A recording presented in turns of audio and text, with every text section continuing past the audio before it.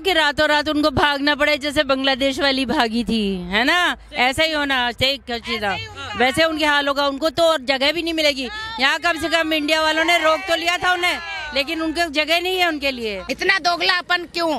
राजनीति में हिंदू, मुस्लिम, सिख, ईसाई सबको भाई भाई मानने वाली जो मानेगा वही सरकार चलाएगा। लेकिन यहाँ क्या हो रहा है, हिंदुओं को तो मारा जा रहा है और पक्ष को साथ दिया जा रहा है। ये बहुत ही निंदनीय घटना है। नमस्कार, आप देख रहे हैं द फ्रंट न्यूज और मैं हूं आपके साथ आशीष तिवारी। आज कुछ महिलाएं यहाँ पे खड़ी हैं क्योंकि हनुमान जन्मोत्सव के दौरान यहाँ यात्रा जो है लोगों की आ रही है और उनका स्वागत करने के लिए खड़ी है। ये हमारी सभ्यता और संस्कृति है, लेकिन यही देश में हिंदुओं को जिस तरीके से बर्बरता से उनके साथ व्यवहार हो रहा है बंगाल में, उसको लेकर सीधे जोड़ते हुए जानने की कोशिश करते हैं। क्या कहेंगे मैम, हिंदुओं की ये दशा और हिंदुस्तान में सब ये बहुत बुरा हो रहा है और ये इसको देख के हम सभी इतने दुख में हैं, कष्ट में हैं कि कोई कुछ राह दिखाई नहीं दे रही। और लेकिन हम जाएंगे, हम सोच रहे हैं कि सब महिला इकट्ठे एकत्रित होकर अब कलकत्ता पे धावा बोलना है। वो भी तो महिला ही हैं जो वहाँ के मुख्यमंत्री हैं। वो है, लेकिन ममता दीदी नाम मात्र की ममता दीदी रह गई हैं। वो उनको दीदी कहलाने योग्य भी नहीं है।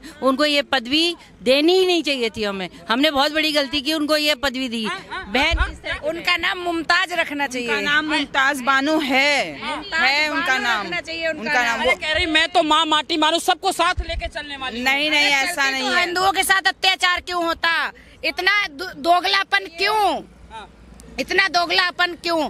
राजनीति में हिंदू, मुस्लिम, सिख, ईसाई सबको भाई भाई मानने वाली जो मानेगा वही सरकार चलाएगा। लेकिन यहाँ क्या हो रहा है, हिंदुओं को तो मारा जा रहा है और पक्ष को साथ दिया जा रहा है। ये बहुत ही निंदनीय घटना है। ममता बनर्जी को तो बिल्कुल ही बोल भी नहीं रही है। अरे उनके पास बोलने के लिए कोई शब्द है ही नहीं, वो इस लायक है ही नहीं। इनकी हालत बांग्लादेश की जिस तरह से उनके साथ हुआ था वैसा ही होने वाला है इनके साथ। क्या कहेंगे मैम, आप क्या कहेंगी?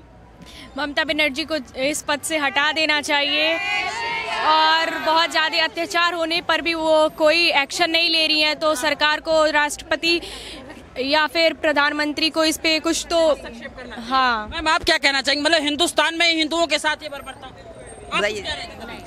हाँ जी, मैं बिल्कुल कहना चाहूंगी कि जो ममता दीदी वैसे तो सबके साथ करेंगे, सबका साथ, सबका विकास, लेकिन वो अंदर से किसी और को सपोर्ट करती है। किसी और को? बिल्कुल, मुसलमानों को सपोर्ट करती है। देखने में तो यही लगता है। तो वहाँ पे योगी सरकार होनी चाहिए, योगी जी को बुलाना चाहिए। अधिकारी भी कहते हैं योगी चाहिए। हाँ बिल्कुल, योगी ही चाहिए। योगी कहाँ बांटेंगे? अरे योगी है वहाँ, योगी ही उपयोगी होंगे। अच्छा। उस जगह पर जी ममता केवल नाम बनना पड़ेगा, जब भी कुछ भला हो सकता है।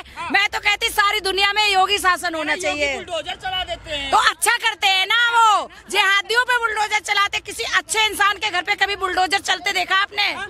इससे भी कोई बड़ा मशीन होगा तो योगी जी वहाँ लेके पहुँच जाएंगे। तो हाँ, योगी की नहीं चलेगी, वहाँ दीदी की योगी की ही चलेगी। योगी की ही चलेगी। योगी की ही चलेगी। ऐसा ना हो कि रातों रात उनको भागना पड़े जैसे बांग्लादेश वाली भागी थी, है ना। ऐसा ही होना चाहिए। वैसे उनके हाल होगा, उनको तो और जगह भी नहीं मिलेगी यहाँ। कम से कम इंडिया वालों ने रोक तो लिया था उन्हें, लेकिन उनकी जगह नहीं है उनके लिए। इतनी नफरत हो गई है हर एक इंसान को उनके लिए। ममता दीदी से बिल्कुल। मैं ब्राह्मण हूँ और मंच से वो मुमताज बानो है भैया, गलत फहमी है। वो ब्राह्मण नहीं है, वो मुमताज बानो है। हमारे यहाँ दुर्गा पूजा होता है, सब कुछ होता है। किस चीज की दुर्गा पूजा होता है? तो उन्होंने ये काम करवाया कि सब एक बाप बेटे को दोनों की कत्ल कर दी रातों रात में, जिसने मूर्तियां बनाई। ये बदतमीजी नहीं है तो और क्या है? अब तक हिंदुस्तान में सुरक्षित है, ये गौरव करना चाहिए उनको। अब तक हिंदुस्तान में वो सुरक्षित हैं, उन पर कोई ऐसा कार्रवाई नहीं किया गया है, अन्यथा उन पर भी होना चाहिए सब चीज।